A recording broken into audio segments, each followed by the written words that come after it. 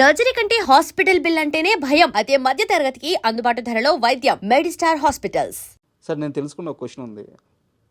First మీరు బాలరామాయణం ప్రపోజల్తో వెళ్ళినప్పుడు producer గారు కొత్త డైరెక్టరు సరిగ్గా హ్యాండిల్ చేయగలడా లేడా అని డౌట్ పడి ఆయన కొంత ఇబ్బంది పడి మొత్తానికి శ్యాంప్రసాద్ గారి వల్ల ఏదో ఒప్పుకొని సినిమా అంతా అయిపోయినాక ఏదో అనుకున్నానయ్యా అల్లాడించేసావు, మామూలుగా తీయలేదు అని చెప్పి అన్నారంట. ఇన్సిడెంట్ జరిగిందా? ఇది ఇలాగేం జరగలేదండి. ఆయనకి ఏంటంటే ఇప్పుడు సొగసుతరం అనే సినిమా తీశాను నేను, అది నా రెండో సినిమా. మూడోది రామాయణం అనగానే పురాణాన్ని హ్యాండిల్ చేయగలడా, కుర్రాడు చాలా యంగ్ కదా నేను. సో ఇంత యంగెస్ట్, ఎందుకంటే వాళ్ళందరూ కేవీ రెడ్డి వాళ్ళతో సినిమాలు తీసిన ప్రొడ్యూసరు ఎంఎస్ రెడ్డి గారు, కమలాకర్ కామేశ్వరరావు గారు. అలాంటిది నేను కుర్రాడు రామాయణం తీసేస్తాను పురాణం అనేసరికి షాక్ అయ్యాను. ముందు ఐడియా నచ్చింది, ఇద్దరు చిన్నపిల్లలతో తీయాలని ఐడియా నచ్చిందయ్యా, కానీ రామాయణం అసలు నువ్వు హ్యాండిల్ చేయగలవా, నువ్వు తీయగలవా అన్న.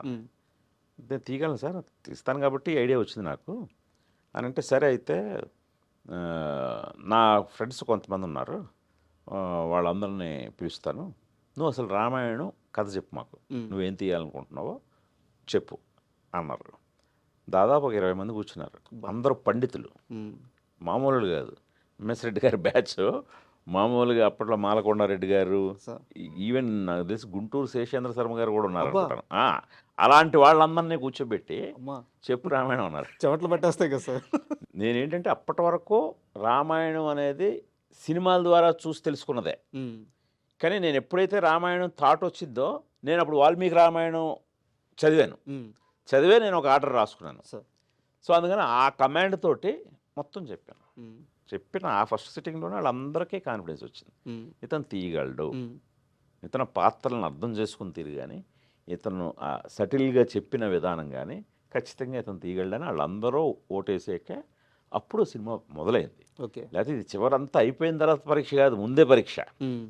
ఎందుకంటే అప్పట్లోనే 3 కోట్లు ఖర్చు పెట్టామండి నా సినిమాకి, చిన్నపిల్లలతో. 3 కోట్లు అంటే ఇప్పుడు నాకు తెలిసి 90 కోట్లతో సమానం, అంతే కదా. అది. అండ్ ఎన్టీఆర్ గారు, మాస్టర్ ఎన్టీఆర్ అంటే మీ మాస్టర్ ఎన్టీఆర్, మాకు జూనియర్ ఎన్టీఆర్, సడన్గా అనుకోకుండా మీ రైటర్ సంథింగ్ ఎవరో మీ జర్నలిస్ట్ మీ టీం అతను తోటా ప్రసాద్ గారు అనుకుంటాను, ఆయన బస్సులో వెళ్తుంటే రవీంద్ర భారత్ దగ్గర బోర్డు ఏదో కనిపిస్తే దొరికారంట. అసలు జూనియర్ ఎన్టీఆర్ గారు రావాలి అన్న ఎలా వచ్చారు, ఆన్ బోర్డు ఎలా అయ్యారు? ఆయన కూడా చూసి ఉండొచ్చేమో, కానీ ఎన్టీ రామారావుని ఫైండ్ అవుట్ చేసింది మాత్రం ఎంఎస్ రెడ్డి గారు. అవునా? ఓకే. ఎందుకంటే ఎంఎస్ రెడ్డి గారు ప్రతి ఈవినింగ్ రవీంద్ర భారతిలో ఏమి కార్యక్రమాలు జరుగుతున్నా ఈయనే వెళ్తారు అతిథిగా.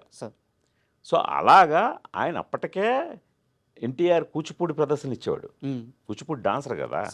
అందుకని ఫస్ట్ ఎన్టీఆర్ ఎంఎస్ రెడ్డి గారే చూశారు. ఎంఎస్ రెడ్డి గారు చూసే నాకు చెప్పారు. ఇప్పుడు మీరు చెప్పిన ఆ రైటర్ కూడా తను కూడా చూసి ఉండొచ్చేమో, కానీ బట్ ఫస్ట్ చూసి నాకు ఎన్టీ రామారావు పేరు సజెస్ట్ చేసింది ఎంఎస్ రెడ్డి గారే. ఎందుకంటే ఆయన ఆ ఫంక్షన్కి వెళ్ళి ఒకసారి అయితే ఆ పర్టికులర్ ఫంక్షన్ నుంచే వచ్చి చెప్పారు నాకు, ఈరోజు రవీంద్ర భారతిలో వచ్చాడయ్యా ప్రదర్శన, మామూలుగా ఇవ్వలేదు, ఎక్స్ట్రాడినరీ చేశాడు కుర్రాడు ఎన్టీ రామారావు గారి మనవడు, పిలుద్దామని పిలిపించారు. ఒకసారి అంటే ఎన్టీఆర్ గారు అల్లరి గురించి చాలామంది చెప్పారు, చిన్నప్పుడు ఎంత అల్లరి చేసి చాలామంది చెప్పారు. బట్ మీరు సినిమా అంతా భరించారు, కానీ ఒక్కరోజు మాత్రం చాలా గట్టిగా అరిచేస్తే ఇంక నేను ఈ సినిమా చేయని అలిగి కూర్చున్నాడంట.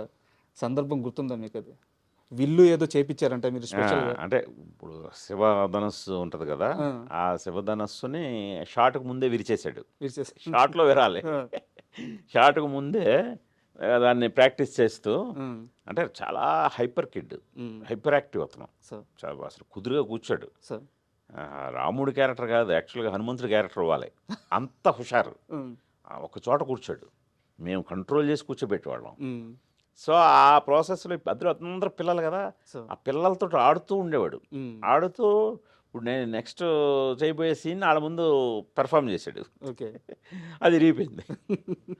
అది విరిగిపోయేసరికి ఆల్టర్నేట్ లేదు, ఇంకా ఆ రోజు షూటింగ్ ఉండదు. మీరేదో చాలా స్పెషల్గా చేయించుకున్నారంట దాని వరకు. నేనే కాదు, ఎవడన్నా నేను ఆ ప్లేస్లో ఎవడన్నా సరే ఆ షాట్కి అది కావాలి కదా, సో స్పెషల్గానే చేయిస్తాం. సో ఆ స్పెషల్గా చేయించింది కాస్త విరిగిపోయింది. ఇంకా విరిగిపోతే ఆ సీన్ తీయలేం.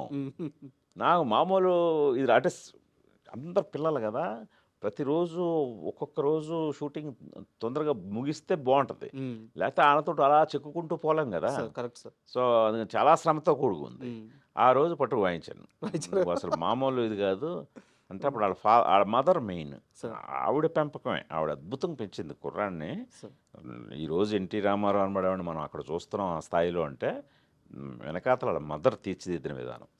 ఆ మదరు నేను తిడుతుంటే తన మదర్ దగ్గరికి వెళ్ళిపోయాడు. మదర్ అలా గమ్మునే ఉంది తప్పితే నన్నేమి మీరు చిన్నపిల్లాడు కదా ఆడికి తెలియకుండా ఏదో ఇరిచేశారు, ఎందుకు అంత తిడతారు అనలేదు. ఆవిడ అలాగే ఉండి డైరెక్టర్ గారిని నువ్వు ఇది చేసావు అంతే, అది ఆయన ఏం చెప్తే అది, ఆయన తిట్టినా కొట్టినా పడాల్సిందే అందావిడ. Great sir. అది మామూలు, అది పెంపకం అంటే. And don't forget to subscribe to iDream. And for more videos, Please subscribe to iDream. Please subscribe to iDream. Please subscribe iDream. And please subscribe to iDream. For more videos, subscribe to iDream. please like, share and subscribe to the channel. Congratulations, iDream. Subscribe to iDream. Subscribe to iDream. So subscribe to iDream Media. iDream team అందరికి huge congratulations. Please subscribe iDream Media. Please subscribe to iDream. Subscribe iDream. Please subscribe to iDream. iDream అంటే నా కళల ఛానల్ను subscribe చేసుకున్న నోరు తిరుగుతలేదు, మీరైతే గంట గుర్తు కొట్టండి. For more such videos, please subscribe to iDream. Subscribe to iDream. Please subscribe to iDream. Please subscribe iDream Media. Please do subscribe to iDream. Please subscribe to iDream Media. For best entertainment and information, please subscribe iDream.